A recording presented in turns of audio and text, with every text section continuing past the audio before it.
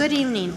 Notice of a public meeting of the City Commission of the City of Brownsville pursuant to Chapter 551, Title 5 of the Texas Government Code, the Texas Open Meetings Act. Notice is hereby given that the City Commission of the City of Brownsville, Texas, in accordance with Article 5, Section 12 of the Charter of said city, will convene a regular meeting on Tuesday, April 17, 2018, at 6 p.m. in the Commission Chambers on the second floor of Brownsville City Hall, Old Federal Building, located at 1001 East Elizabeth Street, Brownsville, Cameron County, Texas. We will begin the regular meeting. If everyone please stand for the Pledge of Allegiance. I pledge allegiance to the flag of the United States of America and to the republic for which it stands, one nation, under God, indivisible, with liberty and justice for all. Honor the Texas flag. I pledge allegiance to thee, Texas, one state under God, one and indivisible. Let's pray. Father God, we thank you for your love, your grace, and your mercy. And we thank you for the many blessings we have living here in Brownsville, Texas. Father God, we ask you to put a guard on our hearts and our mouths, that before we speak, we will consider whether what we're going to say is going to divide or unite. And Lord, we ask you to bring us together in unity. Help us to be able to speak the truth in love in a way that will bring unity. Lord, I ask you to lead our mayor and our commissioners and every presenter here tonight for the best for the city of Brownsville. In the name of Jesus Christ, amen. Amen. I also want to mention that it's time for the National Day of Prayer again. It's always the first Thursday in May all over the United States. And this year, like the last few years, it will be at Sam Stadium at 6:30 p.m. That's the big event in the evening. There's two earlier events earlier that day. If you're an early bird, there's one at 6:30 in the morning at Luby's Cafeteria at Sunrise Mall. And everyone's on their own for breakfast there. There's a speaker for that. The Spanish Ministerial Association is doing an event in front of the federal courthouse at 10 o'clock. So you have 6:30 in the morning, 10 o'clock, and then 6:30 in the evening at Sam Stadium. So there's an invitation there on your desk for each of you, and I'm the one that will be introducing public officials, and would love to have you all there. We'll pray for you. Thank you, Brad. Thank you. Mayor's activity update. I have nothing to report. Commissioner's activity update. I have one. Earth Fest is going to be happening this Saturday, starting around 3 o'clock at Linear Park, so I'd like to encourage everyone to go to that. And I think there's the Reggae Challenge starting at 12 at the Broken Spocket also this Saturday, so would encourage everyone to go support your community there. I have a couple of things. The challenge is coming to a close on Saturday. So if you have registered and participated in the challenge, don't forget the last part is to actually go and finish up with that final weigh-in and measurement and blood pressure check and all of that. If you can't make it Saturday, there is an availability tomorrow, Wednesday, April 18th, from 11 to 2 at the School of Public Health in Brownsville at 80 Fort Brown.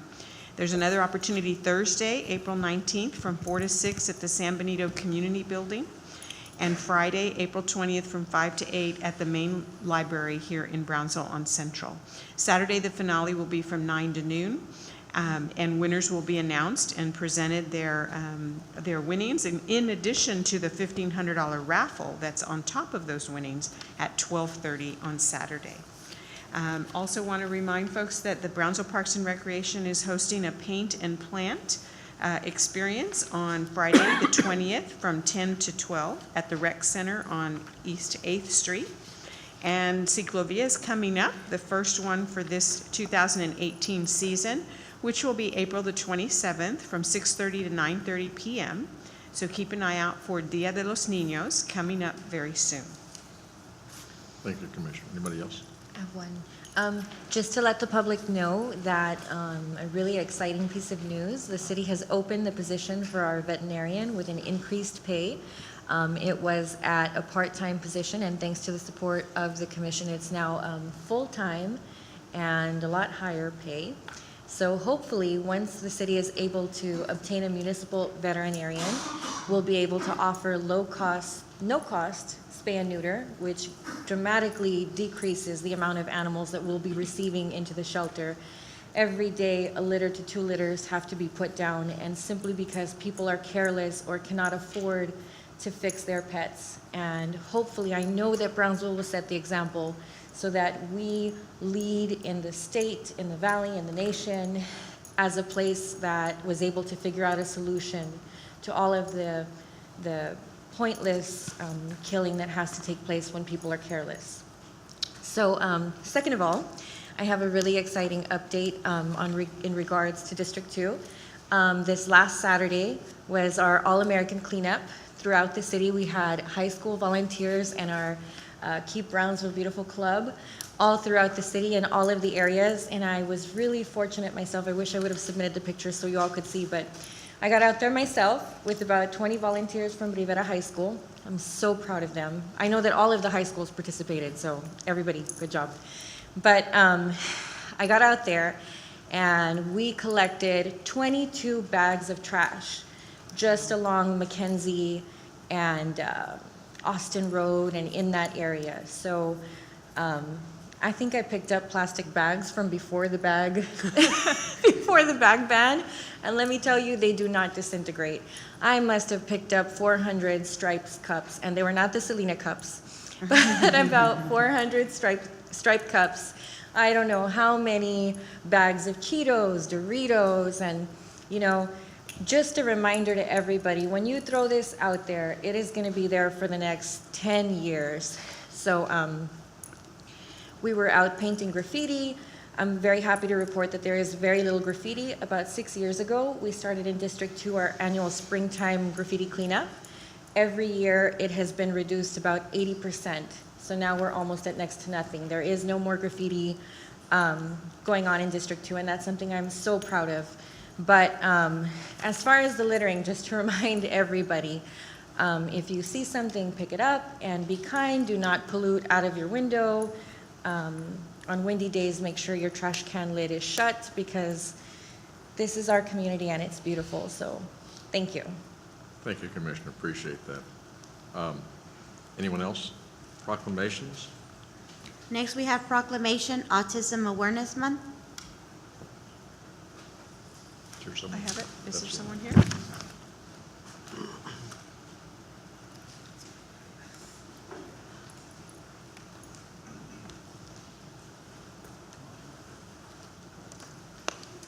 Why don't you join us?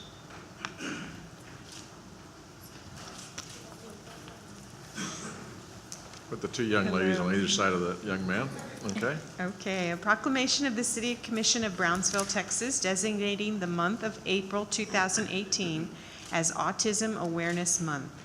Whereas autism or autism spectrum disorder refers to a range of conditions characterized by challenges with social skills, repetitive behaviors, speech, and nonverbal communication, as well as by unique strengths and differences. Whereas autism affects individuals and families on every continent and in every country, the Centers for Disease Control and Prevention estimates autism's prevalence as 1 in 68 children in the United States. This includes 1 in 42 boys and 1 in 189 girls. Whereas Familia Azul, a nonprofit organization, was founded in May of 2017 to provide support to families facing the daily challenges associated with autism spectrum disorder. Whereas raising a child with autism can introduce physical, emotional, social, and financial challenges to families. Early detection is key to the development of a child, so families may seek out the resources and support to provide their children a normal, happy, and healthy life. And whereas the City of Brownsville is a family-friendly community that recognizes the vital role parents play in shaping the lives of our children and the destiny of our community. Now, therefore, we, the members of the City Commission of the City of Brownsville, Texas, by virtue of the authority vested by the charter of said city, and on behalf of all of our citizens, do hereby designate the month of April 2018 as Autism Awareness Month, and further encourage the citizens of Brownsville to support autism awareness and acceptance to foster a more inclusive and compassionate community. done on this, the 17th day of April, 2017. Signed, Mayor Antonio Martinez and the City Commission. Thank you.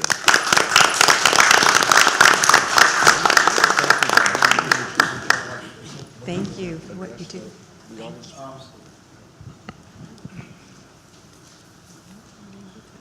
Thank you. Thank you very much for supporting autism. Thank you, City of Brownsville, for supporting us. We're very honored to receive this proclamation. Thank you very much. We're behind you 110%, okay? Thank you. Thank you very much.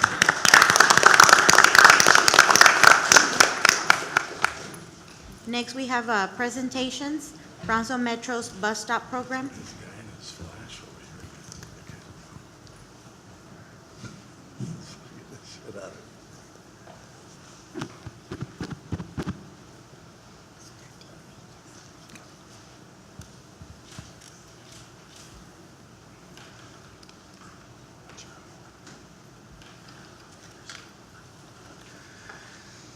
Good evening. Good evening. Honorable Mayor and City Commissioners, I'm RJ Garza, I'm the Assistant Director for B Metro. And with me tonight, this evening, I have Jeffrey Stewart. He's our Facilities and Fleet Contract Manager. He also has other hats. He's the Project Manager for all our projects concerning bus shelter, our bus shelter program, or bus stop program, and other construction projects. I also have Tracy Orsias. She's our transit planner, and she receives several calls about bus stops and shelters and things like that. So she analyzes all those questions and calls that we receive. I'm very excited to present our program. Let's see if I can.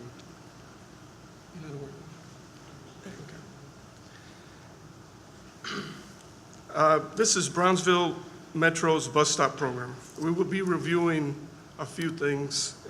First, our current inventory that we currently have, types of shelters and bus stops, associated maintenance, the requirements for a new stop and shelter, our 2017 to 2024 bus stop improvement proposed funding for this project, for this program. With that, I'd like to go ahead and pass it to Mr. Stewart, and he'll go over some other slides, and I'll continue at the end. Good evening. Okay, so we're going to go ahead and start with our current inventory that we have located at the 700 Jose Colunga Jr. repair facility. Currently in our inventory, we have approximately 9 poles. We have 4 bus stop signs, 9 bus benches, 0 shelters, and 4 roof replacements. Okay, so all of our shelter projects now that we brought with the past one, which was BCIC, we're doing turnkey. So what that means is when we put it out for bid, we're incorporating the construction as well as the procurement of the bus shelters. So we don't have any instances where we have excess inventory where we don't have sites available. So it's one, it's all part of the project, it's inclusive. So with that, we'll go to the current type of bus shelters that we currently have in our system. As you'll see, we have the ones on the top left are the ones we just recently put out with BCIC. These are completely enclosed, glass all the way around. We do have some canopy roofs with a double bench. We have some of the fuller shelter, the brick shelters, which were part of New Freedom. And we have 2 other types, the full bullet shelter and a couple of the promotional ones that we have on the right-hand side over there. So out of approximately 711 bus stops that we currently have in the city of Brownsville, approximately 130 of those bus stops actually have shelters on them. So we're always working to improve that number when funding becomes available.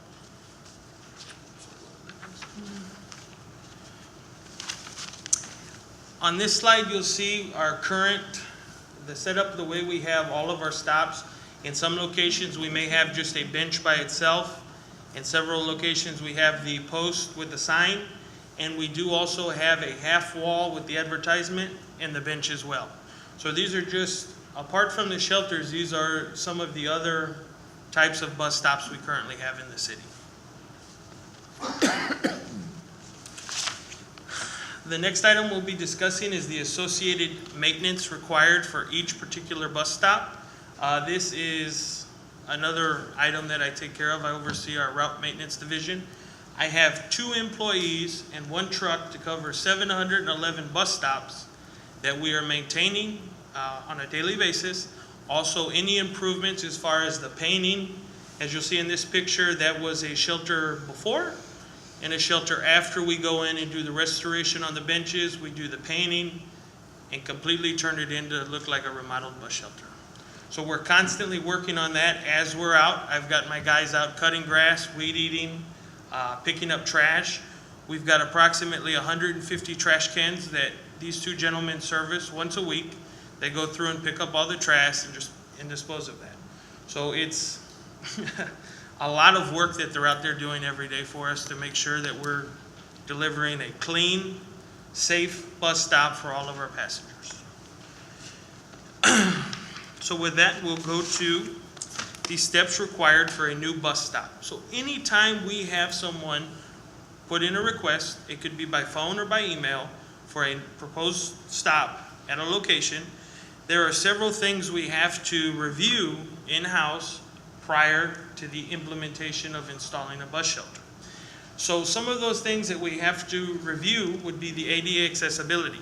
Anytime we put in a bus shelter, we have to ensure that that bus shelter meets federal ADA regulations. So what that encompasses is, if I get a request to put in a shelter on International Boulevard, and we don't have sidewalk, we don't have ADA accessible ramps, part of putting in that bus shelter would require us to install the ADA ramps and the ADA sidewalk to gain access to the bus stop. So without that, we wouldn't be able to put the bus shelter in place because it would be non-compliant under ADA. Another item we review is the needs assessment. That is where Ms. Tracy comes in and she kind of does a review of the ridership count on that particular stop. She works with operations and the bus drivers on that route to do a daily count of passengers that actually get off at that location and are picked up from that location. So before we go to install a new shelter, we have an idea of how many people are actually using the stop. Funding availability, we are always looking for funding availability through grants or through city or our budget.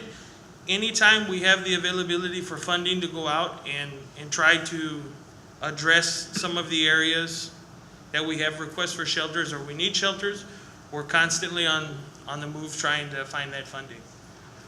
We have to determine the right-of-way. We could have a request in a certain location and we go out, and part of that is reviewing the right-of-way we have, and that determines whether it may be a sign that we put or we put in a full-blown shelter, how much space we have to work with, what are the requirements inside of that. So that's something else that is taken into account for that. Proximity to pedestrian crossings. Obviously, our main concern is the safety of our passengers and our drivers. So we have to evaluate, is this location that's being proposed safe to our passengers? Do they have a clear way of access to get from one point to the other? So that's something we also take into account. We'll go to the next slide. So here you kind of see the breakdown of the items that I just named off that are required prior to the installation of a shelter, and also some of the work that is performed during the installation of the shelter. ADA pad with ADA ramp, sidewalk and curb, bus pull-out, bench, shelter, shelter bench pad, and bus pad. So those are just some of the things that I named off that are required in order when we're putting a new shelter in.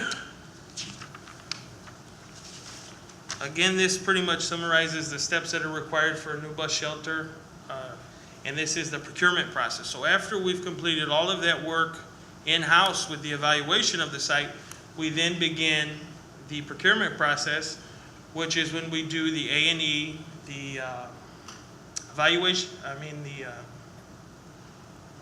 the site surveys, the environmentals, the development of the scope of work. Then we go through the evaluation of submittals, the award recommendation, and of course, commission approval to approve the project. On this next slide, you'll see a cost estimate. This breaks it down per unit, so you'll have the cost associated per linear foot of concrete for sidewalk, bus pad, the removal of asphalt for the bus pad, the cost of the shelter, and all of the items that are incorporated in a bus shelter. The next slide is the cost estimate. Now on this, it pretty much gives you an example on a full-blown shelter. Bus pad, sidewalk, ADA ramps, shelter. You're looking at between $25,000 to $30,000 on the high end to install a full-blown shelter. So, and that would be excluding right-of-way. If we don't have the proper right-of-way, of course, that number could go up. With that, I'm actually going to turn it over to Robert so he can discuss with you guys the planned funding through 2024. On these items, we started in 2017, and we have a budget of $2 million for the next 7 years, but starting as of last year. We completed BCIC project, but we're still partnering with BCIC to see if we can also, at the end of these, we're going to need more shelters and other things. So we will be continuing to partner with them. Also, we have a community development block grant that's tied into these $2 million, and also the Tiger grant is also, and also with the fundings that the city has already obligated. That's where we come up with the $2 million. Also, and if you can see, we have different zones and that we've outlined there that we'll be concentrating on throughout all the districts. And, $2 million only goes so far, and as you can tell, they are quite expensive, depending on the project and the amount of sidewalk and ADA ramps and things like that. It can get pretty pricey pretty quick.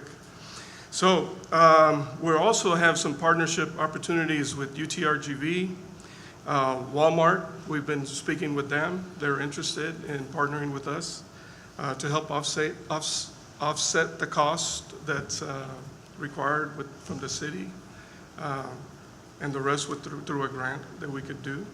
Also, LRGV CD, we're partnering with them, and also Cameron County. And this last slide, I just want to show that on top of all that, we still have advertising opportunities with the shelters.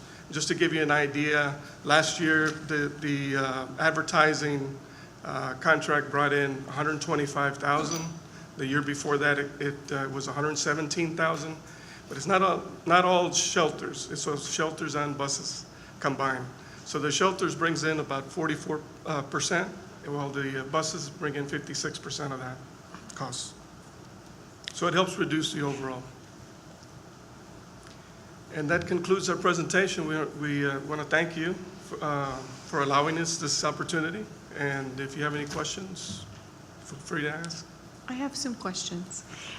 So you said that B Metro picks up the trash at the bus, not the regular trash pickup companies? We have approximately 150 trash cans located throughout the city it could be different bus stops that my crew actually goes and picks up the trash out of those receptacles. So my question, I guess to Michael mostly, is several years ago we looked at a possibility of using Big Belly, the solar trash compactor, trash cans, and I believe we even had a proposal, I think Damaris is out there somewhere, for, wasn't it the sports park, looking at replacing all of the trash cans in a certain area with these so that it would be more efficient and use less manpower, if I'm not mistaken. Couldn't we look at, or would you look at using the bus stops as one of those contained locations? Maybe that would be a way to decrease the manpower that you need and keep the shelters cleaner, as you said, because it would be energy efficient as well as less trash hanging around.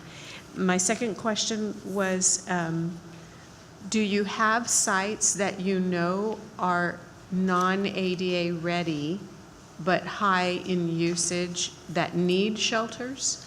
Yes, ma'am, and actually several of those sites have been, a couple of those have been addressed in the BCIC project. And as we receive the Tiger funding, I know of approximately 10 locations that are going to require extensive ADA advancement or upgrades, and those sites will be included as part of the Tiger process. So how many do you think you intend to put in 2018, from now until the end of the year? Currently, we're working with CDBG. That would be the project we're pending on environmentals. I have 22 bus stop improvements going through that particular, and a large portion of that is also ADA enhancements, which is sidewalk and ADA access pads. So 22 plus whatever you put in before Yes, ma'am. now? And that's granted with CDBG also, we're in the environmental process of that. So as soon as we get that process squared away, whenever we get that project out for bid, which I'm very hopeful that will be this year. And do you think that we are putting in more bus stops a year than usual, or the same, or fewer, or what's the trend, let's say, in the last 5 years? We have absolutely increased our output of what we're putting out over the past 4 years that I've been here. It comes down to funding availability. As we try to show in this presentation, this is a very expensive process as far as the installation of a shelter. There are a lot of moving parts involved. So we're always trying to add to our inventory, but at the same time being mindful to our limitations of the maintenance of our shelters that we currently have. So but I would say that over the past 4 years, we have seen a substantial increase in our output as far as shelters that have been installed. Okay, and one more question, I'm sorry. I get asked about bus stops all the time, so I have to ask as well.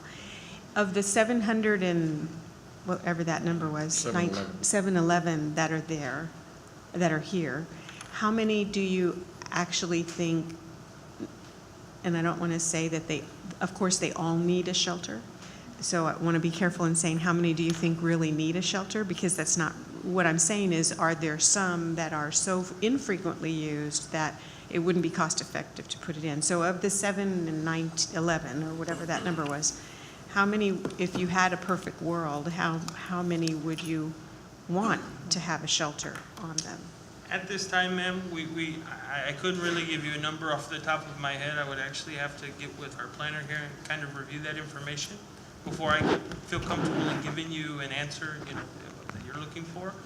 Obviously, there is a amount of bus stops that we would love to be able to throw in, to demand, and we are working diligently to ensure that as we receive funding, we are identifying those in most need of a shelter, and those are the locations we are pushing to get them put in for. So I could definitely get back to you with that number, but. And that's what we'll do, Please. Commissioner, we'll look at it. There is a needs assessment that's done, and we can go ahead and give that out And the on big based on gully, need. because I think that would, if you only have that few people picking up trash, that's going to make a huge impact if they. If y'all would consider the types that are just the poles with the signs, maybe you can find some kind of umbrella type deal that can fit on those poles and provide some kind of shade or protection from the rain. So I'd ask you to look into, see if there's some kind of modification you can do easily and inexpensively to give some kind of protection. Absolutely. And actually on that, sir, some of the restraints we have in that area are we have to meet certain building code, whether it be in TxDOT right away or whether it be city right away. Most of our shelters now have to be windstorm certified. So there is, of course, that we have to factor in, but I'm sure we can do some research with some other of the larger transit agencies in the state to kind of see if maybe they have something they're currently using that meets code. Some kind of I protection. know, not to interrupt, sorry, but I know that there are some other cities in the valley that use a windstorm certified pole with an awning on it. So when the storm comes, you take the awning down. I own one of those, and it's a very convenient system, and it's very cost effective. So I know that there are creative ways that we can start working around the bus shelter issue. We're not the only city in the valley that has 105-degree weather every summer. And I definitely echo Commissioner Gowan's sentiments. I think it's time that the commission knows how many shelters are needed so we can start getting creative to fund the most needed bus shelters. And if it has to have an umbrella on top of it, so be it. I think the question that begs itself is, we need a master plan. Yes. That's really basically what everybody's asking about. You've got 711 out there. You've got approximately 30 that are covered. Now you take the difference of that, and I think you need to prioritize, where are the ones that are being mostly utilized, what they have, and what can you provide for them, and then also a budget type of master plan that says, in a perfect world, here's what we can have, but for right now, we're going to have a plan, 5-year plan or whatever it is, that looks towards providing our citizens with the best possible shelters that they can while they're using the public transportation, because public transportation, mind you, is going to be a lot more utilized in the future than it is now. And we really need to get prepared. That's all I say. And I think, and the Mayor and Commissioners, that's what we're looking at, is this is a first step to the communication. Putting the communication, the plan is out there, we just need to communicate to our citizens, and this is a perfect example of that. And maybe you can make this PowerPoint available Yes. online so people will realize how much is involved. Yeah, we can definitely do that. Thank you guys so much. It was a good presentation, a great start, and we appreciate it. I'm sure the public appreciates it. Thank you, guys. Thank you. Okay. Item Next- number 5, Next, we have consent agenda items A through I. is there a motion? Motion to approve?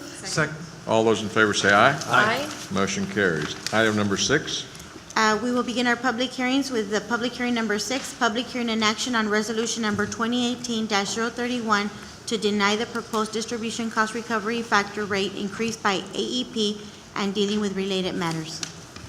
Good evening, Honorable Mayor and Commissioners. The item before you is a rate case in which AEP is proposing a change in the cost recovery fee, and our outside counsel that handles these rate cases recommends that we prepare a resolution denying the fee change. So that's what we're asking tonight. okay. This is a public hearing, and it's an action item. It's, Counselor, this is the first public hearing. Is there going to have to be a second? There's just going to be one. This is a resolution. Okay, But we opened it for public hearing because it does affect some of the Okay. public. so is there anyone here on this issue? Motion If not, I'll entertain a motion to close. to close public hearing? All those in favor say aye. Aye. Motion passes. Is there a motion to approve? Motion to approve? Second. All those in favor say aye. Aye. Motion carries. Thank you, Tim. Item number 7, Next, we have public hearing number 7, public hearing in action on first reading on ordinance number 235-2018-002 to rezone from dwelling Z to apartment G for a 13.15 acre tract of land, more or less, out of lots 41, 42, and 43, Palo Alto Grove subdivision number 1 in share 22 of the Espiritu Santo grant located Old Alice Road, Ornito, Texas. Good evening, Honorable Mayor and City Commissioners. This is 13.15 acres. They are requesting to rezone it from dwelling Z to apartment G. As you can see, most of the surrounding area is zoned dwelling Z, although to the west is apartment and general retail also. Just so you know, right here is the sports park. Oh.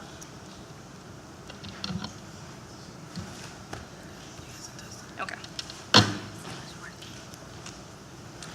This area is part of the Employment Hub District in our future land use plan.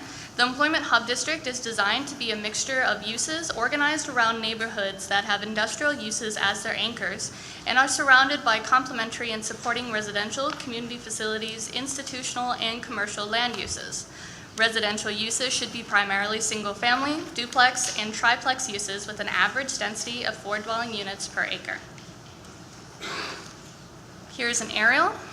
To the north, to the east, to the south is vacant land. There's also single-family dwellings to the east, to the south, and to the west, and also the sports park is across Old Alice. Here's the 200-foot radius map for public notices. There were 5 mailouts and 0 written opposition in this case. The Planning and Zoning Commission supports this rezoning from dwelling Z to apartment G.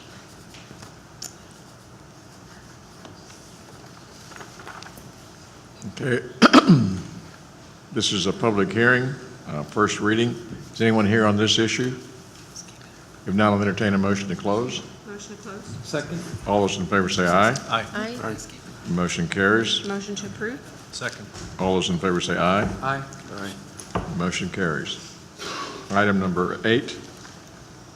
Public hearing number 8, public hearing and action on first reading on ordinance number 235-2018-008 to rezone from light retail F to general retail G for Lot 4, Block 1, Walker Addition re-subdivision located at 2705 East Price Road. This lot is 0.726 acres. It is along Price Road near Las Palmas Circle. Surrounding it is general retail, light retail, fifth commercial, as well as medium retail and apartment use. This is part of the Core Central District in our future land use plan. The Core Central District is predominantly residential with a mix of community facilities, as well as commercial, institutional, and industrial land uses. Commercial uses should be neighborhood and service oriented with some light industrial that is compatible with close proximity to residences. Here's an aerial map. Right here is Hannah Homer Early College High School. Also to the north is some vacant land. To the east is vacant land and some apartments. To the south are apartments, civic institutions, I believe it's St. Luke's, and some commercial businesses. To the west are more apartments and some commercial businesses. Here's the 200-foot radius map for public notices. There were 13 mailouts and 0 written opposition. The Planning and Zoning Commission supports this rezoning from light retail F to general retail G. Again, public hearing. Is anyone here on this issue? If not, I'll entertain a motion to close. Motion to close. Second. All those in favor say aye. Aye. Motion carries. Is there an a motion for approval? Motion to approve. Second. All those in favor say aye. Aye. Motion carries. Item number 9. Next, we have public hearing number 9, public hearing and action on first reading on ordinance number 235-2018-009 to rezone from medium retail G to general retail G for the north 1.25 acres of Lot 3, Block FF, Brownsville Land and Improvement Company subdivision located at 2735 North Korea Street. This is a 1.25 acre tract. It is off North Korea Street near the public library. You can see most of the surrounding area is light industrial 7C. Also to the north is apartment, and to the east is some general retail and dwelling use. This area is part of the Core West District in the future land use plan. The Core West District is predominantly residential with substantial allotments of community facilities and institutional uses, of which only small portions of commercial and institutional uses are permitted. These uses should be neighborhood and service oriented, and residential uses should have a density of 3 dwelling units per acre and primarily consist of single-family dwellings and attached apartments. Here is an aerial map. To the north is vacant land, apartments, and some commercial businesses.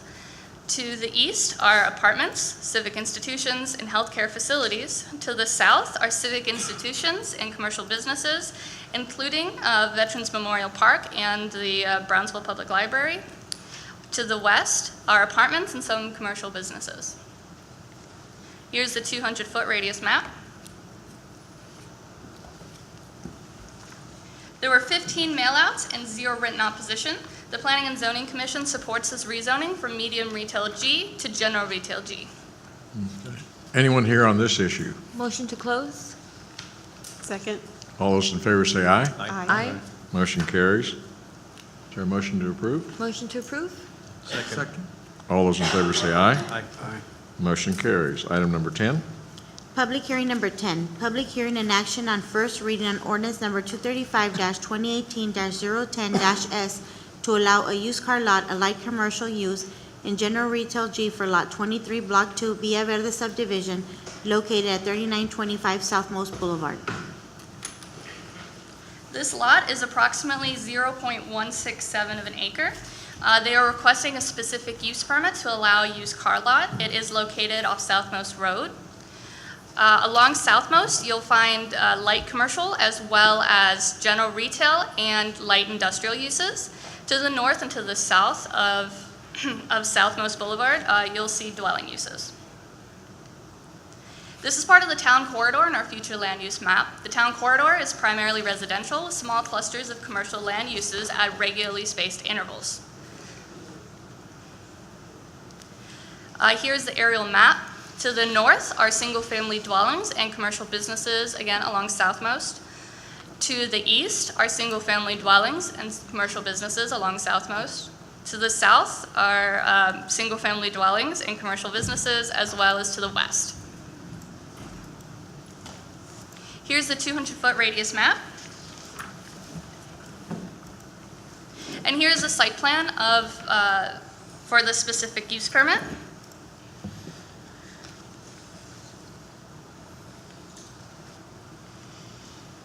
Okay, that's actually for the next case. So there were 31 mailouts and 0 written opposition in this case. The Planning and Zoning Commission supports a specific use permit to allow a used car lot in general retail G with the condition that the property must comply with all city codes and regulations as determined through the site plan review process. Okay, is anyone here on this issue? Move to close. Second? All those in favor say aye. Aye. Motion carries. Move to approve. Second. All those in favor say aye. Aye. Motion carries. Item number 11. Next, we have public hearing number 11, public hearing and action on first reading on ordinance number 235-2018-011-S to allow a professional office use in dwelling A for all of lot number 7 and number 8, block 114-A, Stillman Extension, located at 654 West St. Charles Street. This is approximately 0.2755 of an acre. They are requesting a specific use permit for a professional office. This is along West St. Charles. Most of the area is zone dwelling, although there is some apartment use and some general retail use. Along Elizabeth, there is general retail. In the future land use map, this is within the downtown Riverside district.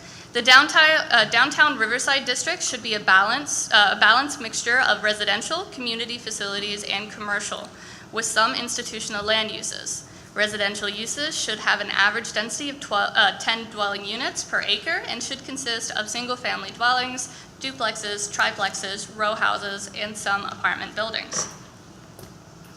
Here's an aerial. To the north, there are single-family dwellings and commercial businesses. To the east are single-family dwellings, commercial businesses, and civic institutions. To the south, there are single-family dwellings and civic institutions. And to the west, there are single-family dwellings and apartments. Here's the 200-foot radius map. Here is the site plan.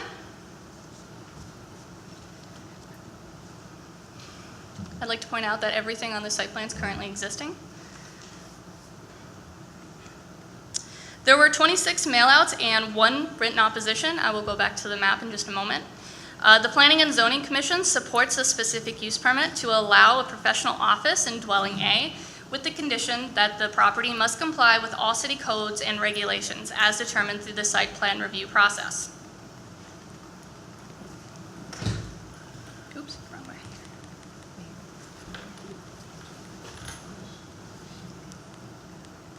Okay, so here's the written protest map.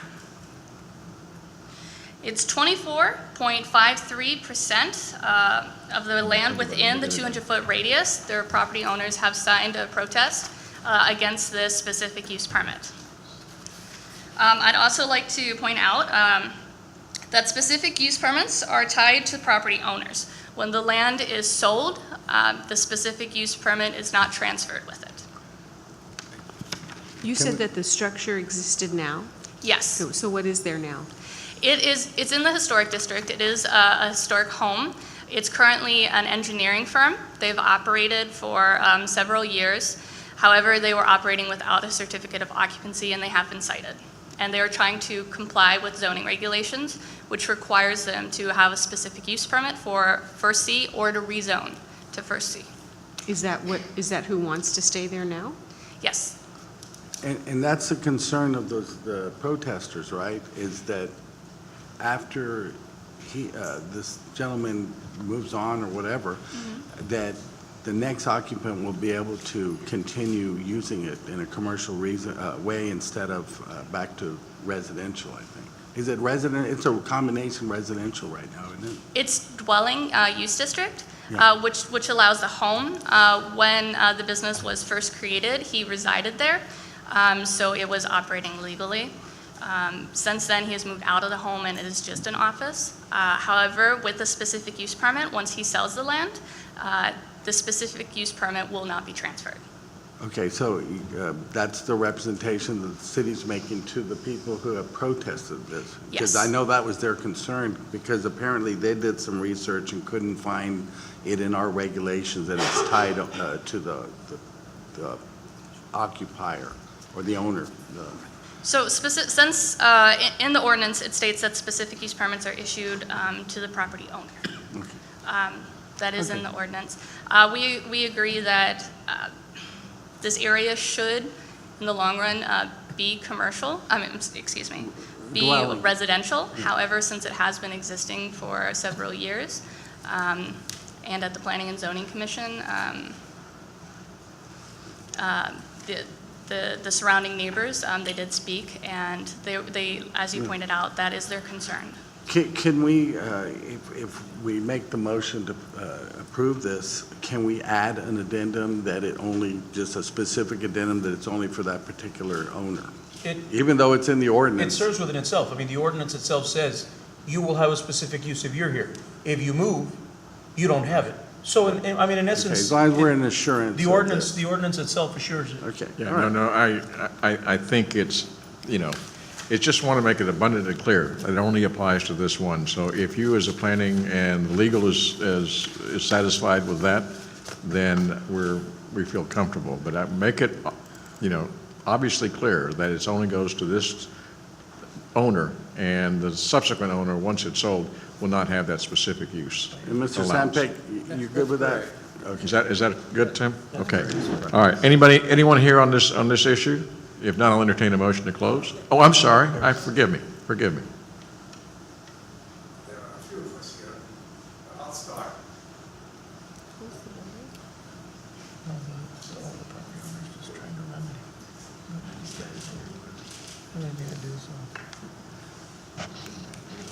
Good evening, Commissioners. My name is William Berg, and I live across the street from the Corona Engineering.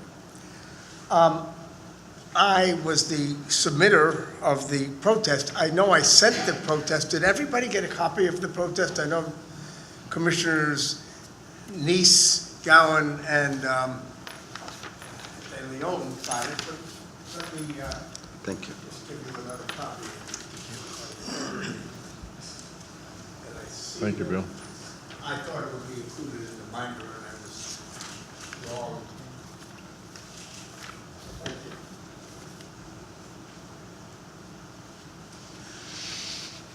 I've been living on the catty corner down the block from Corona Engineering since we moved here in 1997. So we've been here, and Corona was there. They have not been operating in a way that negatively affects the neighborhood. There's not high traffic. There's not coming and going all the time of vehicles. So we would be content to have the business there as suggested. But we would like to be assured that when Mr. Corona either leaves the property, sells the property, transfers the property, or whatever else happens to the deed when it's no longer his, or is no longer involved in the business. If it becomes I don't know what to say about if he's an owner who visits once every month or so, or once every week. Is that a business anymore, or does he need to be there 40 hours a week to have his business on the premises that he owns? I would like to question that and to see if that can be a condition. We, the surrounding neighbors and the people who signed the protest, they were only the people, the resident owners. There were other renters, and there was another owner who didn't sign, a couple of owners who did not. I didn't get together with them to sign. Most of the other properties, some of the other properties are owned remotely, and I did not have time to travel either across town or get signatures from people in Austin, et cetera. So there may be other people opposed to this residence, opposed to the granting of a use that might be ongoing. The mayor stated it, I would say, exactly our concerns, and Commissioner Neese. We would like to see specific use. The specific use permit says that additional measures and conditions may be necessary to mitigate the impact of the proposed development. That's towards the bottom of the page. It does say in the next paragraph definition, the specific use permits shall be issued to the owner. It does not say the owner cannot pass them along. It does not say that the next owner cannot come to the zoning board and apply for it. We, the neighbors, would like to see this property revert to residential. It's a lovely house. It would be a great home for somebody to have a family. It's walking distance to Skinner School. That's the institution to the east. It's close to the fire department, reducing that rate. It's a nice location. It's a nice home. We would like to make sure that's the next use of it, and it doesn't pass on this engineering company, with or without Mr. Corona's name on it, to future users, operators, or owners. That's our concern. We were not concerned while it was non-conforming. We would ask the commission, number one, if you could keep it non-conforming, and ask the officers who give citations to desist while this man owns the property. That would be fine with us, or the specific use permit. To give you an example of confusion, and that we would like to see eliminated from the specific use, it says in the ordinance, this is a rezoning. It is not a rezoning. When I was notified by the mail out, I thought it was a rezoning and was assured, oh, no, this is dwelling A, it will always remain dwelling A, and it is not a rezoning, it is specific use. However, on section 1, it talks about this as a rezoning. On section 2, the area to be rezoned, and section 5 is actually irrelevant about building buildings, because Mr. Corona is not asking to build buildings or change buildings, so that's an irrelevant. So we would like the ordinance and also the specific use to reflect that it's not going to continue. Thank you. Thank you, Bill. Mayor, if I may? Question? No, it's in general. Okay. The ordinance itself says it, and we've been through it.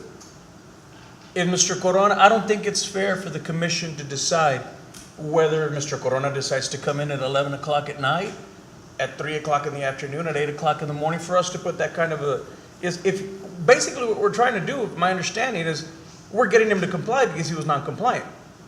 Now it became an issue of this. And please, don't take me the wrong way, but I've always said to people when they come in, when you try to decide what happens in somebody's property, buy it. And then you can decide what goes on. And I'm not disrespecting you. I'm just saying, to be fair to the Corona agency, or engineering firm, or whoever they are, if he's just complying, he's gonna continue the way he is, then so be it. That's what we're interested in. We're not here to put any more sanctions on him, to put any more cutoffs on him. I'm just saying, when you mention that he do this, that he do that, he can do whatever he wants because that's his property. I'm glad that he came and that paid $500 to the city. Yep. He paid $500 to come and be compliant. I'm not gonna have him come back at another meeting, pay another fee, do all this. If you're happy with your neighbor and he's there, just don't twist his arm. He's going to continue. I don't think he's asking for anything. I'm not asking. To be honest, I know what he said, but there's nothing that we can do to do that, regardless from a legal standpoint. I think the only question, quite frankly, that you should be addressing is, as the owner, he's got this particular ability to live there and conduct his business. The only question that I have is, if he continues to be the owner, can he lease it, even if he stays as the owner? And that way, in other words, because I read the ordinance, and I don't know that the ordinance prevents that. It runs to the owner, and that's the only thing that I see. It seems like a life estate or something. I think that's where the specific use could come in. Well, And no, we that's can what I'm take saying, it- is that I want to make sure that whatever language we have, I don't think anybody's disagreeing here. Let's not waste a whole lot of time, because I think everybody understands what he wants, and I understand what you want, and we're not going to restrict this fellow in any way, other than whatever, so long as he's there, he gets to continue doing what he's done all of his, but the next guy, whoever it is, whether it's a lessee or whether it's a sub-lessee or anybody else, can't continue to do that. Has to go through the process. That's really all we want. And if you need to craft something to make sure that if we pass this thing, that it, just like Commissioner Nee says, that it's incorporated into that language in accordance with the code, then we're fine. I think that's all we have to do. Right now, the code does not address whether A lease, that No. specific use right owner can assign it use, through a assign lease. that in a lease. I think that's the issue here. That's the only issue, because as a lawyer, I would say that would be, I'm going to keep the property and I'm going to lease it to Cesar, and he can continue using it as the law offices of Tony Martinez. If I can also comment here, I understand what you're saying, but I'd also like to say that if they wanted to make any changes to the site, any major renovation, to add a building, to expand the parking, anything like that would trigger an amendment, which the neighbors would be re-noticed, and it would have to come back to planning and zoning. But I can go back into his office and continue being an engineer. Let's assume I'm an engineer. I can go in there and continue with Corona Engineering, and I may be just a sub-lessee or an associate of Corona Engineering, and continue, and let's say, that's, the ownership doesn't change. Like I said, I'm looking at this through the eyes of a lawyer, and I want to make sure that our lawyer prepares the proper documentation so that nothing like that can happen, because it's only for him, even, that So specific it might be use. part of the CO, the certificate of occupancy for an engineering office, but, because what does it say? It's for commercial use or? It would be for his business. If another business was to open in that They would get their location, they own would need CO? another CO for that. But then you still. Yeah, it might no, be under his- I would know how to get around it, that's what I'm saying. I would suggest that we make sure that we have the protective clause, because I don't think anybody disagrees, and I have no idea that Mr. Corona wants to do any of what I'm saying. I'm just saying that, that probably needs to be protecting, because these other people are here telling us what they want, and I think everybody's on the same page. You just have to make sure we ink it, as I say it. Close the loopholes. Okay? We'll ensure that, Mayor. We'll make sure we have Okay, it. now, anyone else here? I'm sorry, Mr. Mendez, come on up. You're a lawyer. Good evening, Mayor, Commissioners. My name's Trey Mendez. I'm actually the owner of lots 1 and 2 on the next block over, 1, 2, 3, and 6, actually. And I think this is a unique situation where everybody's pretty much on the same page. Everybody wants the same thing, which is for Mr. Corona to continue to operate his business as he's been doing. Sure. He was non-conforming for a while. It looks like this may solve the issue. However, I had two concerns. One of them was that the current owner of the property is not Mr. Corona or his engineering firm. It's another entity that this property was transferred to that other entity sometime in the last couple of years. So that's one concern, obviously. And then the second one is the same ones you raised, Mayor, which are, well, does this run with the land? Can he lease it? I didn't see that the proposed use was only Corona Engineering. It actually gives this specific use to this property. So that was kind of our concern. We don't have a problem with Mr. Corona running his business. It's low traffic, like Mr. Burke said. It doesn't harm the neighborhood at all. He's kept up the property, it's great.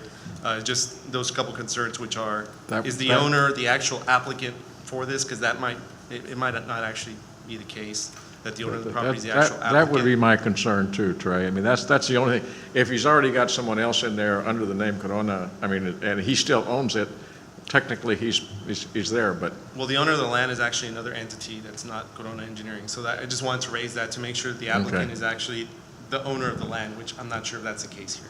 The owner That's all I have. says to Henry Corona. Thank you. I mean, it does. As part of the application process, we do require a deed of the property. It was a pretty recent changeover, which is probably why it's not shown in the records yet. But we do have a copy of the deed that shows Henry Corona is the owner. We have someone else, still public hearing, so please come up, sir. Identify yourself. Was Larry coming first? I thought that gentleman back there. That's what I thought, but I can't, my eyes and my hearing are going, so other than that.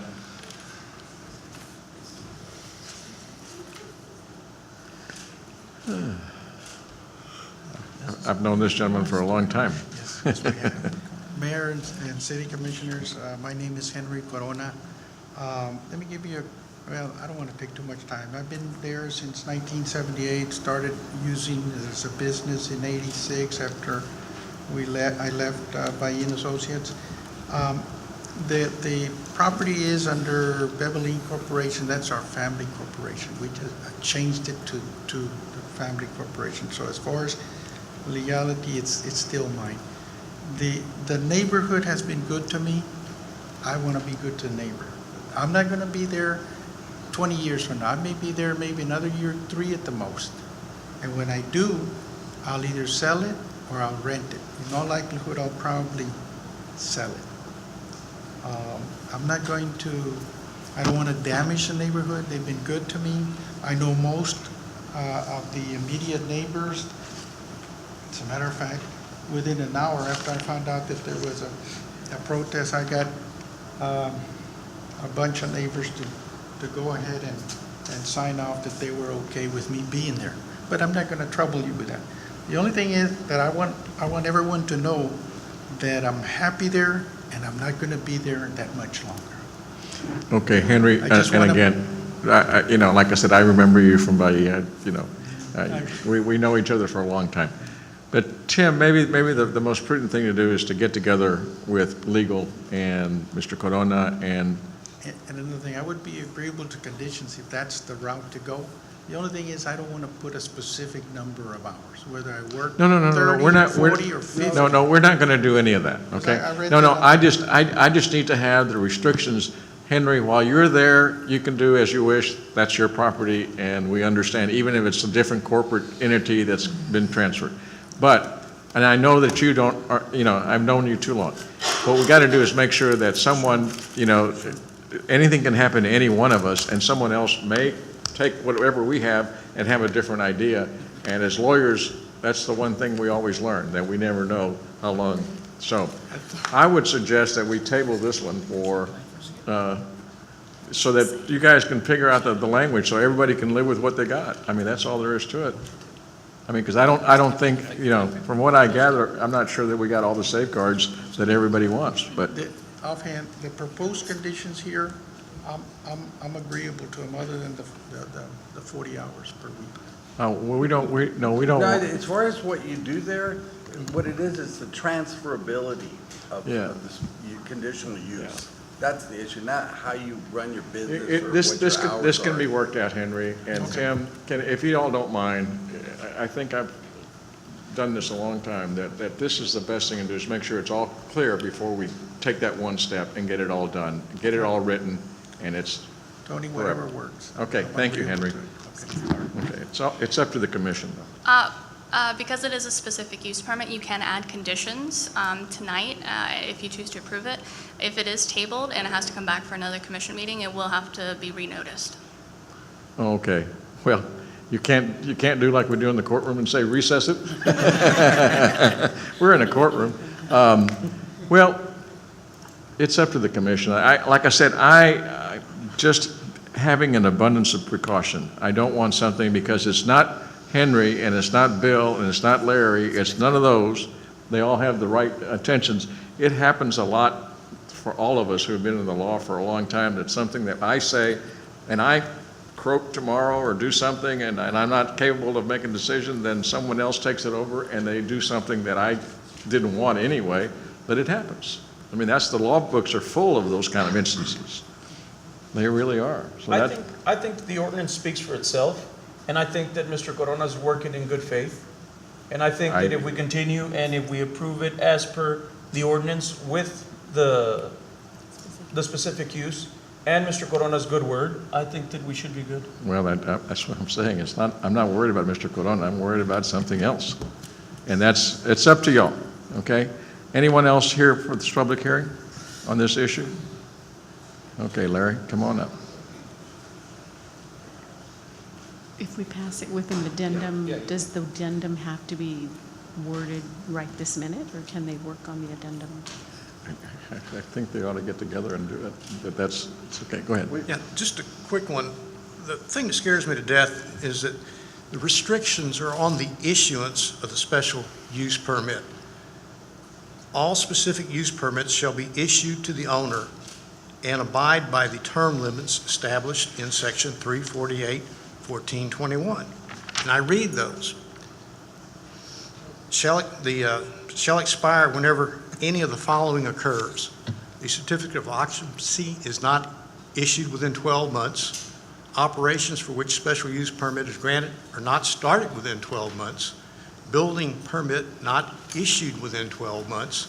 Construction not completely or substantially not completed within 12 months. Those are the only restrictions. And it's restrictions on the issuance of the thing. It goes with the land. Unless I'm really misinterpreting it somehow. But it says, the last sentence of the provision above it, under that, where it says definition, says they will not run, shall not run with the land. But then it qualifies it by saying unless it meets the term. Of 348, 1412, which are the four conditions I just read. And that's a little confusing there. That's a little. So it doesn't. Anyway. It does run with the land. It can run with the land. It can under run with those the land. conditions. Yeah, and so the only thing I would suggest is that if we get a group together, which I suggested planning and zoning already, make us a part of it. Well, I think what she's saying is that she's got a legal technicality unless we do some action here, and I'm not quite sure Mayor, exactly. would it be fair to say that we add the addendum? Well, that's Just what I'm to saying is reason- but we don't have the language of the addendum. Well, no, but I would say, Subject to the language being. Well, Yeah. again, if you Commissioner, guys. doesn't it say, the ordinance, once again, I'm going back to the ordinance, and the ordinance itself says it. So if Mr. Corona sells it, if he deeds it, if he does anything, that person still has to come to the city and apply for a CO and apply for permits, and that's where that's where the gotcha's at. We're gonna get you. In other words. Commissioner, I fully understand. It's not Mr. Corona that I'm worried about. It's that there can be errors, there can be all kinds of people that he doesn't have to sell, he doesn't have to transfer. I know what I'm talking about. So I'm saying is that if there's anyone else here, if not, we'll close public hearing and then we'll take a decision as to how we do a motion one way or the other. Okay? Is there anybody else here? If not, I'll entertain a motion to close. Motion to close public hearing? All those in favor say aye. Aye. Motion carries. Now, I think we need a motion that approves this, if you will, with the addendum of the language that everybody is comfortable with, but that would be my only suggestion, Tim. Okay, do you have any ideas? I think we could put the language, the restricting language in there, because the only one that would possibly object to that would be Mr. Corona, and he's not. Yeah, And he's going to be agreed. part of it. Yeah, like I said, I'd hate to have to go through all the legal, imaginations to go through this. Why don't we, if there's a motion with Motion to pass, subject, including the addendum as we discussed. Okay, is there a second to that? Second? All those in favor say aye. Aye. Motion carries. Thank you all very much. So Mr. Sampek will talk with y'all about the addendum. Yeah. We have to read it again anyway, right? Yes, it has to go for a second reading. Yeah, I mean, So if there's any hiccup, then we'll see it again. Item number 12, Public hearing number 12, public hearing and action on first reading on ordinance number 235-2018-902-CO to rezone from dwelling Z to dwelling G for Block 1 and Block 2, Rio Bravo subdivision, Section 8, located near Sacramento River Drive. This is a city-initiated case to rezone this area from dwelling Z to dwelling G. This is at the Riverbend Resort off 281. As you can see, this area is all zone dwelling Z. When it was annexed into the city, that was the automatic zoning category. This subdivision was created prior to its annexation with different setbacks. Basically, there are some lots that are still vacant, and these setbacks match those a little closer. So in the future land use plan, this is part of the Emerging City West District, the Loop Corridor, and Secondary Regional Node. The Emerging City West District is primarily residential with supporting community facilities and institutional uses, and only small amounts of commercial and industrial uses. The Loop Corridor is primarily commercial, but with a healthy mixture of residential, institution, and industrial. Community facility lands are also permitted. The Secondary Regional Node is primarily commercial land uses with a significant portion of residential uses as well. So here's an aerial. Across the way is Veterans Memorial Early College High School. There's also vacant land to the north. To the east, there are single-family dwellings, vacant land, some commercial businesses. To the south are single-family dwellings, part of this community, and some vacant lands. And to the west is vacant land. Here's the 200-foot radius map. The Planning and Zoning Commission supports this rezoning from dwelling Z to dwelling G with a conditional overlay to prohibit duplexes. There were 42 mailouts and 0 written opposition. anyone here on this issue? There's currently no duplexes out there? Not in this area. This is part of the single-family home area. We added that restriction, we suggested that restriction because of the lot size. It would allow duplexes in some areas, some of the vacant lots. Okay. The reason for my question was just if there's any out there, we would have somebody come in and say, well, there is one already existing there. Well, in which case they would be legally non-conforming. If But we I'm pass not this aware of ordinance. If it. we pass this ordinance. Okay, anyone else? Then I'll entertain a motion to close. Motion to close? Second. All those in favor say aye. Aye. Motion carries. Is there a motion to approve? So moved. Second? All those in favor say aye. Aye. Motion carries. Thank you very much. Next item. Next, we have public hearing number 13, public hearing and action on first reading on ordinance number 2018-235.89 to amend the existing boundaries within the 031 non-residential overlay district and dealing with related matters. The 031 non-residential overlay district prohibits several uses, including dwelling units, group quarters, recreational vehicle parks, medical inpatient facilities, schools, churches, daycares, medical clinics, auditoriums, and stadiums. All the area in pink is currently under this restriction. We are asking that it be removed. There are 3 different areas, and I'll go over each and identify the sites. So this is in North Brownsville. Right here is the sports park. Directly to the east of it, CDCB is looking to develop apartments and single-family subdivision. This area to the west of the expressway currently has Camp Rio from Idea Schools. This area is within the Employment Hub District, the Emerging City West District, the Transition West District, Town Corridor, and Sub-Regional Node. So here is an aerial. As you can see, right here is the sports park. Across Old Alice to the east, it is currently vacant land. To the west of the expressway, this area is vacant and also has Camp Rio. This is the second area. This is along 802 and Robindale Road. This area is within the Transition Central District and Town Corridor. This area is currently vacant, and Idea Public Schools would like to open a campus here. The final area is near the port. Right here is 511, and here is 48. This is part of the Loop Corridor and Primary Regional Node. Currently, there is a church. The church is looking to expand and create a fellowship hall. The Planning and Zoning Commission supports the proposed amendment to the existing 031 non-residential overlay boundaries. Okay. Anyone here on this issue? Okay.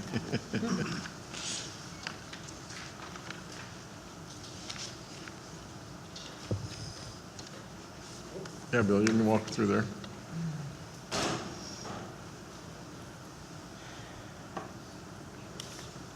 I noticed this today as I was planning for my presentation on my neighborhood. Can I go back to a map, Francesca? The first one. This will do. This area over here is Camp Rio over here. Camp Rio includes not only the camp, the civic institution of the camp, but also includes 76 acres of property over there, which is by covenant committed never to be built on and always to be kept wild. And that was how Pat Birchfield. Conveyed it to Idea Schools, and that's how Idea Schools is keeping it as wild area. The idea that you're now going to rezone this covenant-held wild area as residential is befuddling, to say the least. The second issue, this is the fish hatchery is over here, which is a destination. I want to suggest that this area of Camp Rio is a bird sanctuary, more or less. It's a wild animal sanctuary, that it would be a great place for tourists to visit. This edge of Camp Rio is, in fact, already defined by the MPO as the West Rail Trail. That's going to be a bicycle trail. If this area is going to be residential, I ask, are there not going to be many crossroads to get access across the bicycle trail to get there? I would like to request this, the commission to withhold this particular lot for residential until further discussion is had either with the participants, the West Rail Trail people or the trail people, and or the covenant holders of the wild area. I thank you for listening to me, and I appreciate you taking the time. Thank you. What does that do to Pat's sale? Huh? What does that do to Pat's sale? No, To Idea? I really don't know exactly how this would work, but I would suspect that, again, anything that would, any following even if you do a covenant and a deed, I'm not quite sure exactly how all that works. Well, The zoning wouldn't affect any covenants.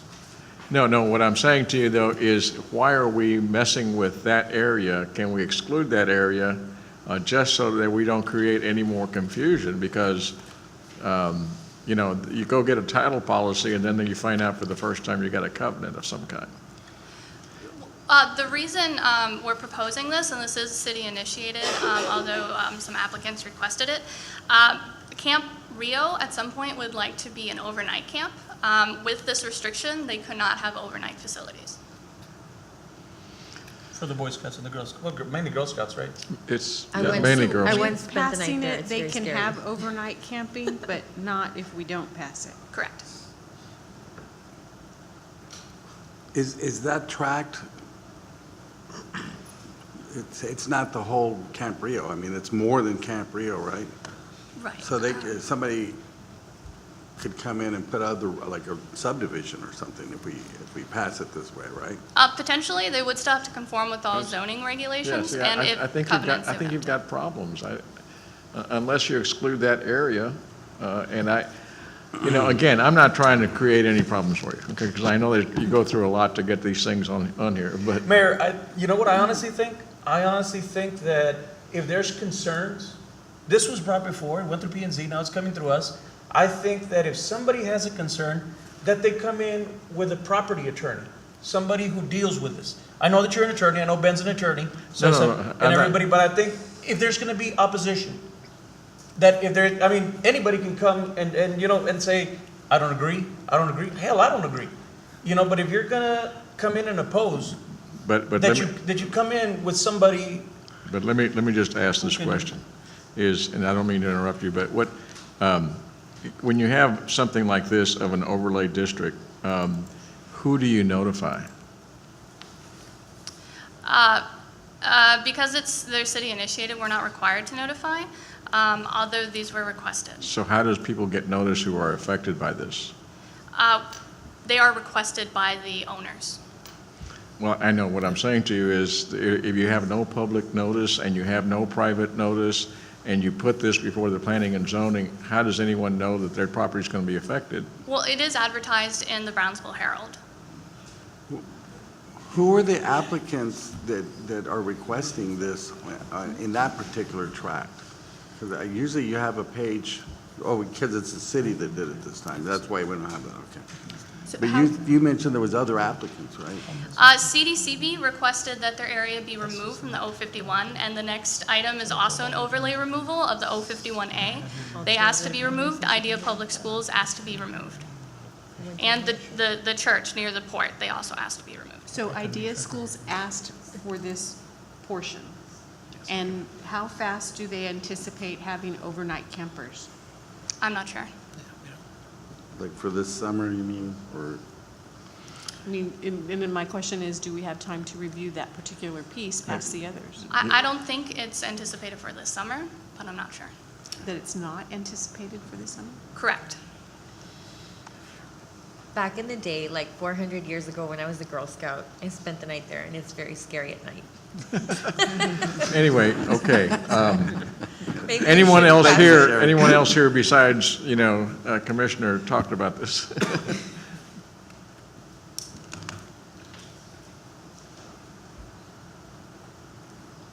Hi, my name's Andrew Stanton. I'm a consultant for Idea Public Schools.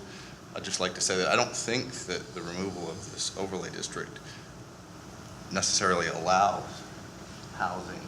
That's not the point of removing the overlay. The point of removing the overlay is to allow institutional use, which is what IDEA is trying to do to develop the property.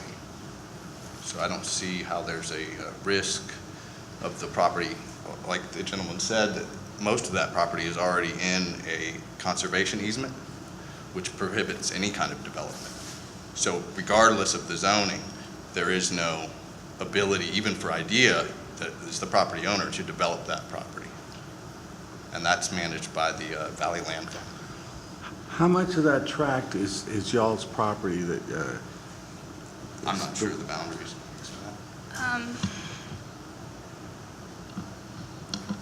Try a different color. I believe it's around here, although I'm not sure. You're gonna have to hit undo a few times because or go to it. Can you go to the one that's not the satellite image? There's a map almost exactly. Oh, there you go. So I believe the boundary is around here. This portion, actually I think it's like this portion is Camp Rio. About half of it. Could you repeat what the overlay district does not allow? It prohibits dwelling units, group quarters, recreational vehicle parks, medical inpatient facilities, schools, churches, daycares, medical clinics, auditoriums, and stadiums. And Mayor and Commissioners, the Parks Department just informed me, they believe the rest of the property is under the Parks and Wildlife, or U.S. Fish and Wildlife, which is also already protected as well from doing Again, I think we're just having, the legal ramifications, not because we are questioning anybody's intentions. And we love the idea of schools, we love the Fish and Wildlife. Everybody, I think, will be in agreement. But I think these are just legitimate issues that were brought up by the gentleman over there. Anyway, we thank you for stating your purpose, and we'll try to see how we can accommodate the entire purpose of why we're doing this. Anyone else here on this public comment or public hearing? Okay. Motion to close public hearing. Second. All those in favor say aye. Aye. Motion carries.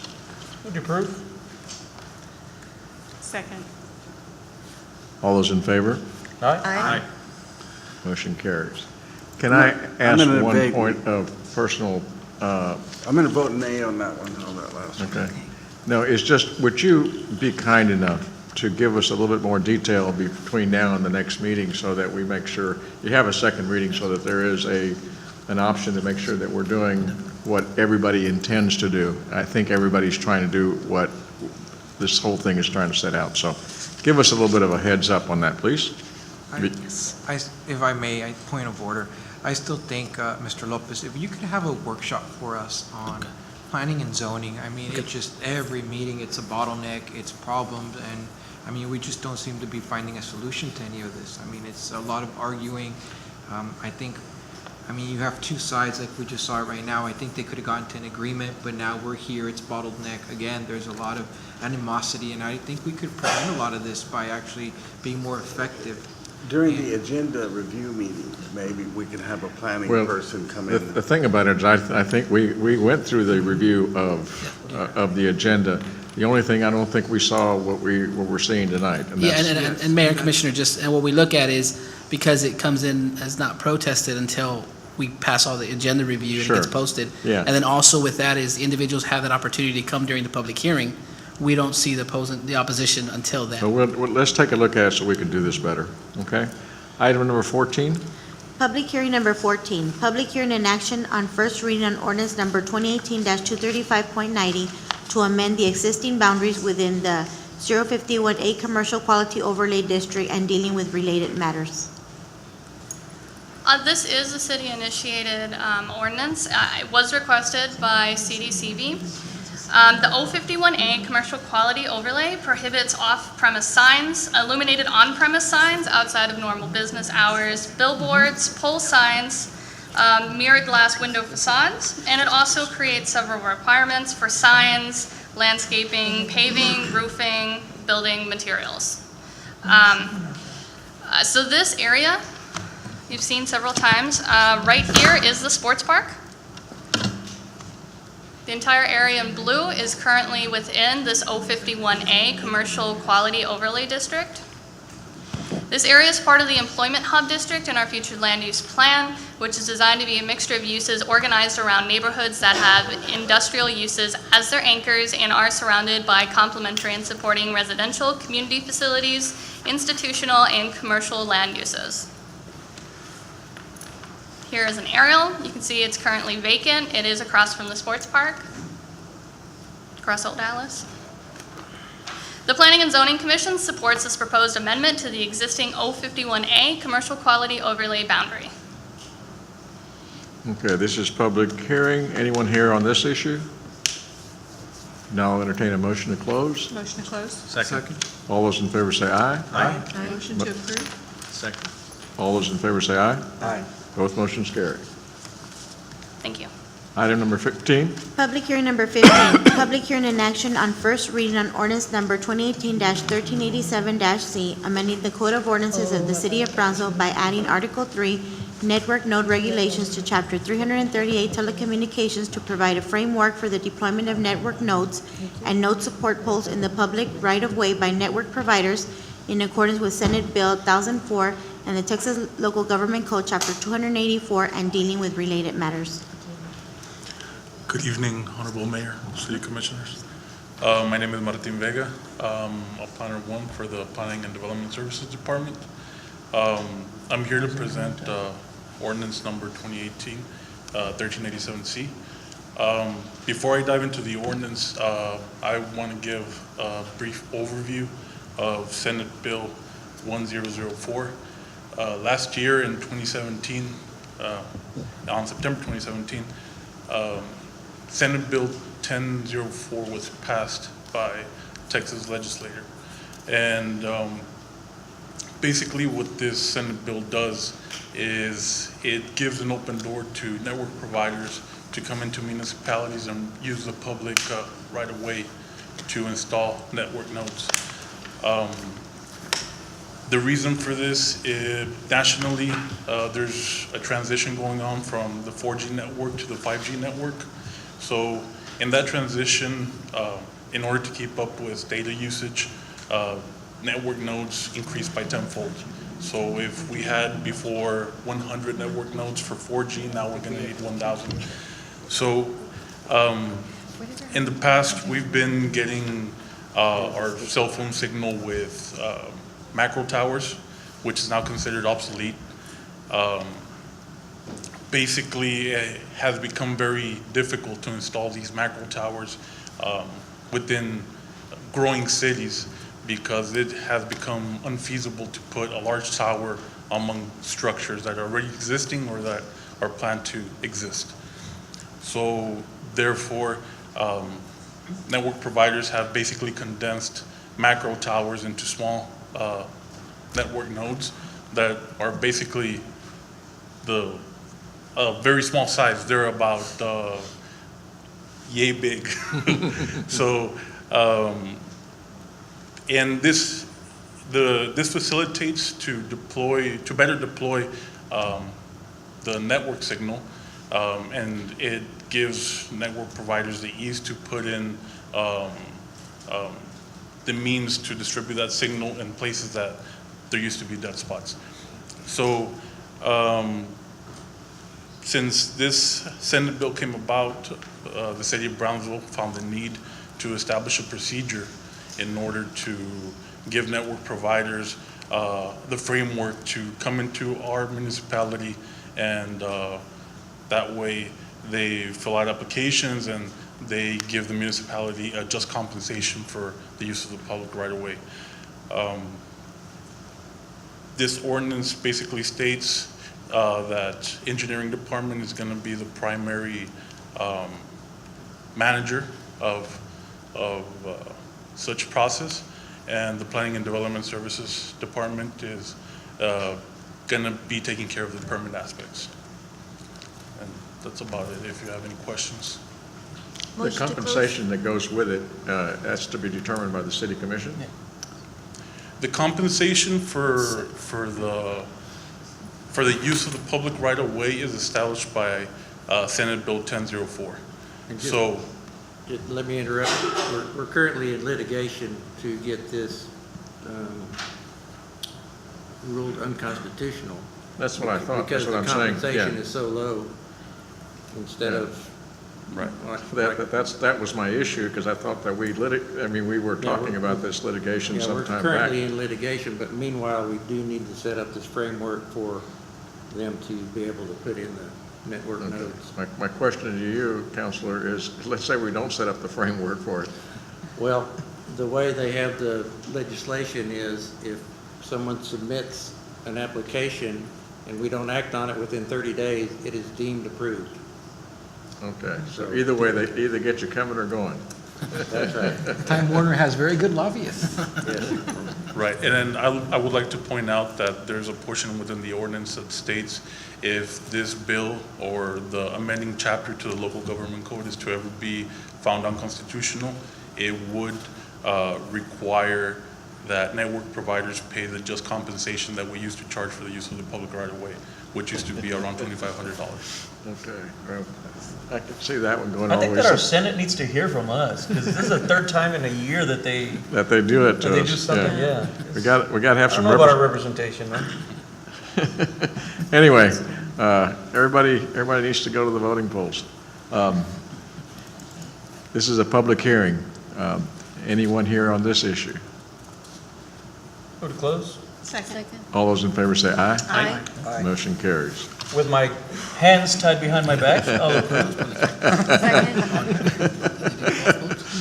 That's good. Does everyone have another hand tied behind their back and second this?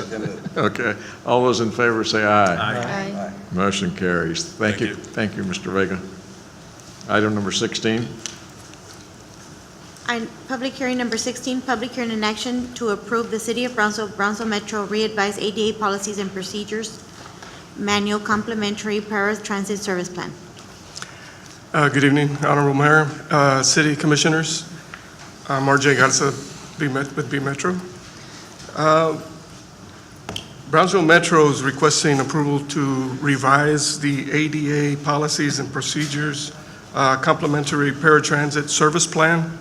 And with the recent FTA review, it was identified that this particular provision may be eliminated, and we believe it benefits our clients. This provision is Section U, ADA paratransit no-show policy. Just so you can get an idea for the public that's hearing, a no-show is a user who is not at or does not appear at the pickup vehicle within 5 minutes of its arrival at a scheduled pickup point, or a user who fails to notify B Metro at least 1 or 2 hours in advance. So there are many circumstances that an ADA person may have an issue that would cause them a no-show, and we would have to specifically identify each one. And there's many that would eliminate, being notched as a no-show. So if it was beyond the rider's control, just so everyone can understand, if they have a family emergency, that's not a no-show. If they have an illness that precluded the rider from calling to cancel, that's not a no-show. So we have a provision in place that kind of, it hinders a person if we decide, okay, we need to suspend this person, which we haven't. We want to encourage our clients to use the system. We've been seeing an upward trend in the ADA paratransit. We pick up anywhere from 100 to 130 trips. We do 100 to 130 trips a day, and it's increasing even more. So we want to encourage them to cancel in advance, and not discourage them from using the system with this policy. So for this reason, we're asking for your support to eliminate this provision from the ADA policies and procedures. Okay. It's public hearing. Anyone here on this issue? Second. Okay. All those in favor say aye. Aye. Motion carries. Is there a motion to approve? Second. All those in favor say aye. Aye. Motion carries. Thank you, Mr. Garza. This is public hearing. Next, we have the public comment period. The first one that we have is Mr. Francisco Ruiz.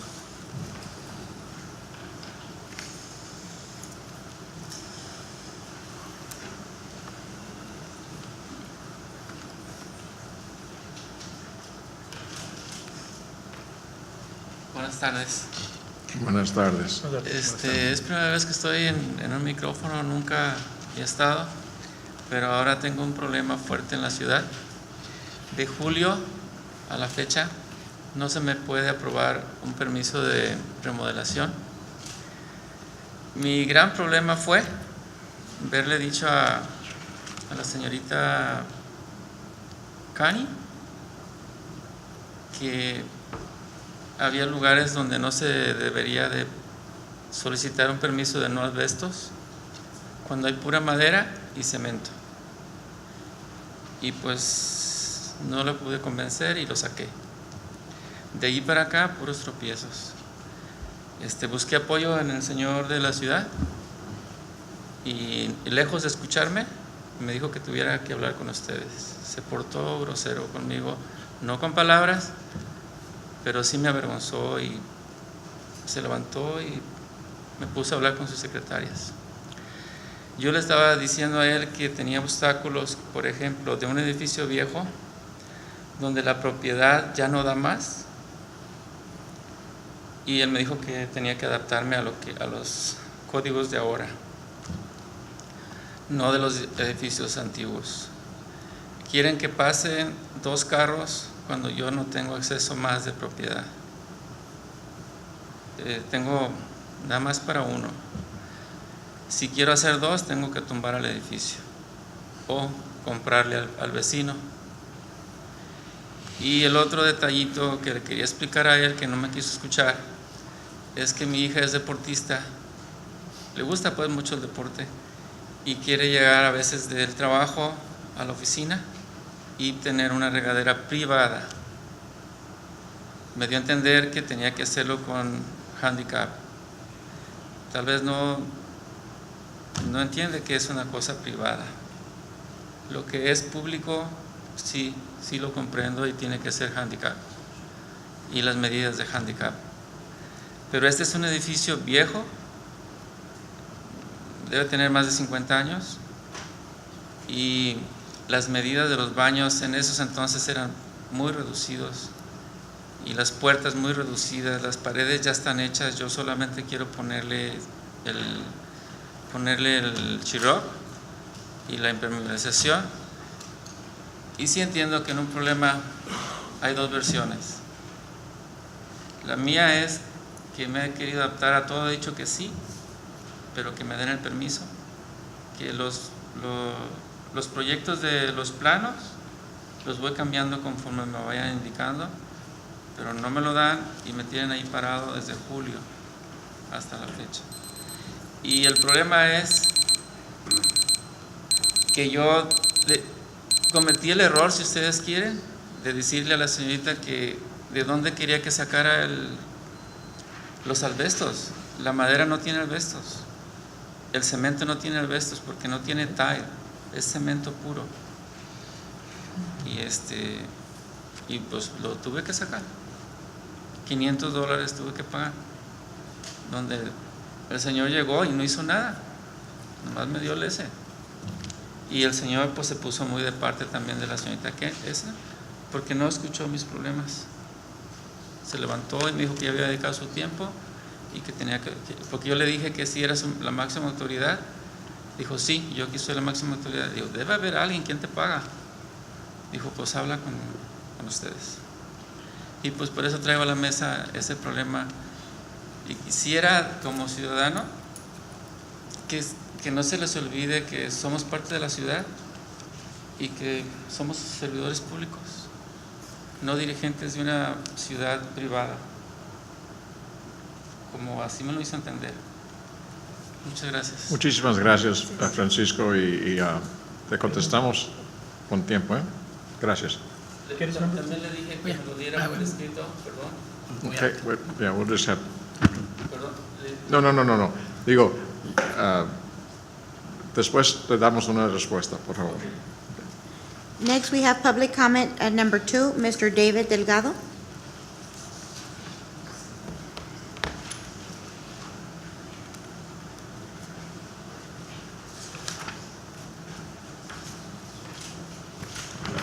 Hello, David. How are you? Good. Thank you for the opportunity. Thank you for y'all's service as well. I'm one of the Promise leaders. I work with the district in behavior. I also signed up since the Parkland shootings to be a Sandy Hook Promise leader. So what I'm doing is I'm coming towards the city because what I'd like to do is propose possibly, I had sent to you all by email some programs that they have, some brochures. I'd like to see as a city if we can adopt possibly the Say Something programs as well as the Starts With Hello programs. The programs, they are very research-based. It comes from a nonprofit group that resulted from the Sandy Hook tragedy. So some of the parents and the individuals in there came together and wanted to work with preventing gun violence as well as helping better our community. As community leaders, what I'm doing is for you all to consider these ideas. I'm willing to help support. Pleased to say within our district, we have so far trained the veterans community, the Stillman community, the Olivera community, and it's my understanding that as a district, we're also going to roll it out for the district next year in the academic year. But what I'd like to see is we support more services in terms of mental health. And this is a program that's more on the proactive side because it does work with the individuals that are socially isolated as well as identifying individuals that could be at risk.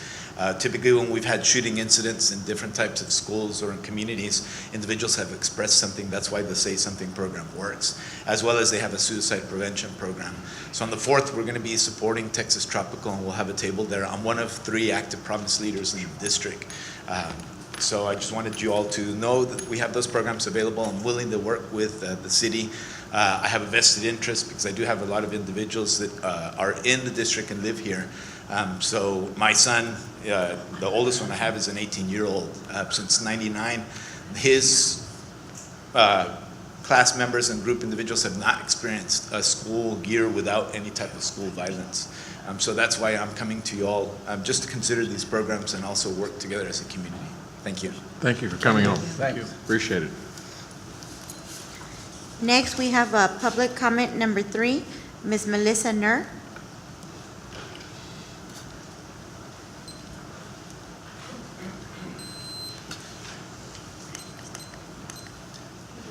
Good evening, how are you? I'm well, how are you? Good. This is out of my comfort zone, so excuse me. You're good, you're good.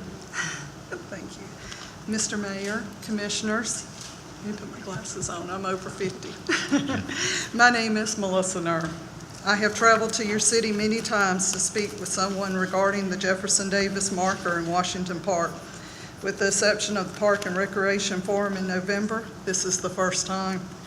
I've reached out to many different people to voice my grievance of not being heard.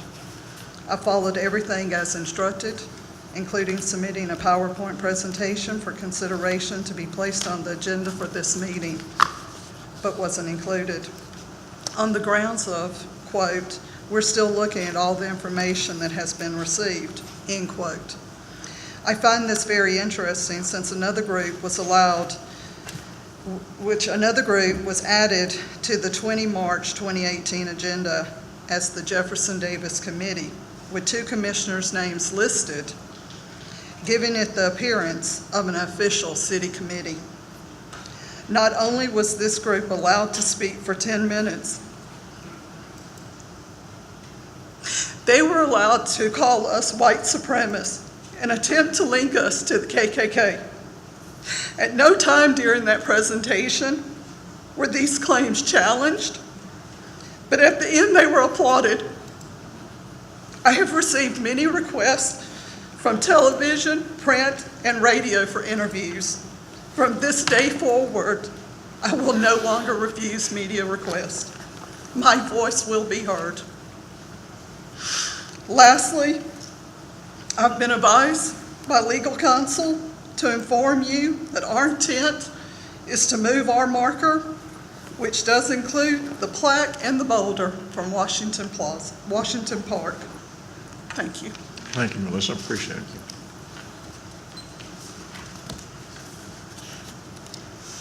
Next, we have public comment number 4, Mr. Eric Nur.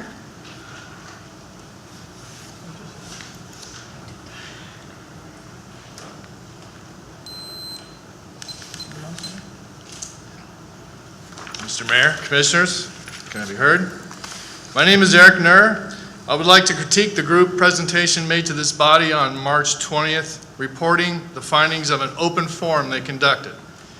An attempt was made to link the United Daughters of the Confederacy with white supremacy and a desire to affect school children with a bias towards racism by promoting a book titled The Ku Klux Klan or the Invisible Empire, authored by Mrs. S.E.F. Rose and endorsed by the United Daughters of the Confederacy in 1913 and the Sons of Confederate Veterans in 1914.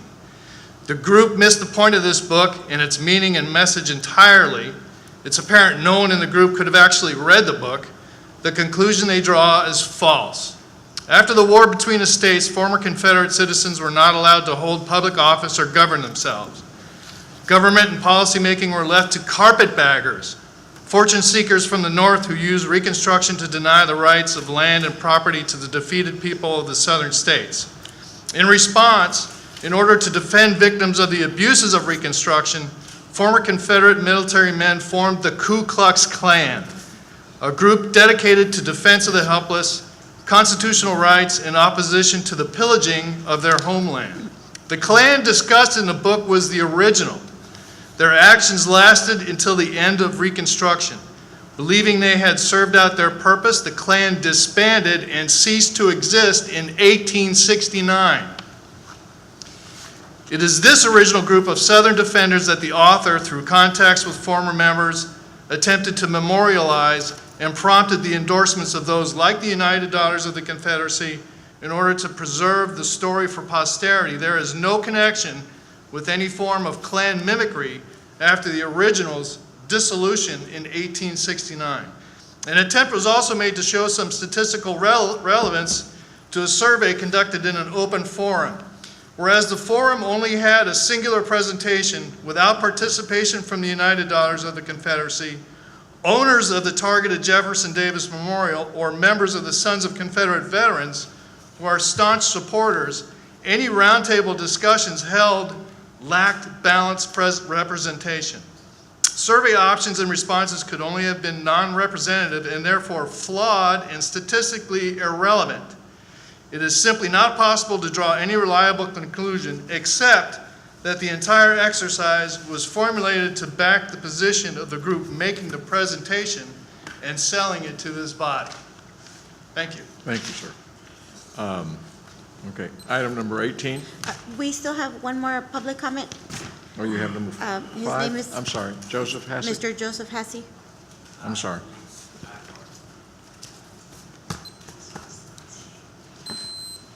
You must state your name. I didn't know, that's why I put that little addendum in there in the comment section, because there's only two of us, it's not San Antonio. All right. Ladies and gentlemen, good evening. I forgive you guys if I stutter or fall upon my words. I'm exhausted, and you'll know why. It's come to light that for the past 3 years, the only bus route to the ITech building has been cut to half a day at 1 p.m. Every day, I have to either walk from that campus to TSC or back home because also the buses stop at 6 p.m. Now, I'm not here to go and complain to you guys. I've actually gone to the TSC, Vice President of Student Services, and he was very, very gracious, and I believe that he's doing whatever he can in his power to help, right?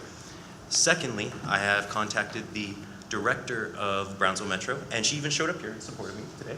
And she has been very gracious. So what I've come to the conclusion is both sides of this issue between Brownsville Metro and TSC are in agreement that we need to have a full, at least the whole day bus. All right, I'm not asking to ride for free like the UTRGV kids. They paid that special fee so they get a free bus ticket. I'm fine paying my 75 cents, a 25-cent discount. But what I don't think is fair is that at the same time, they half the bus route to half a day.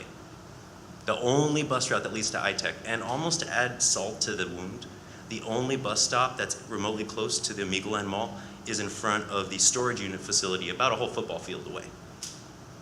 So I'm not trying to ask for anyone to get fired or to do any investigations or anything, because that costs money.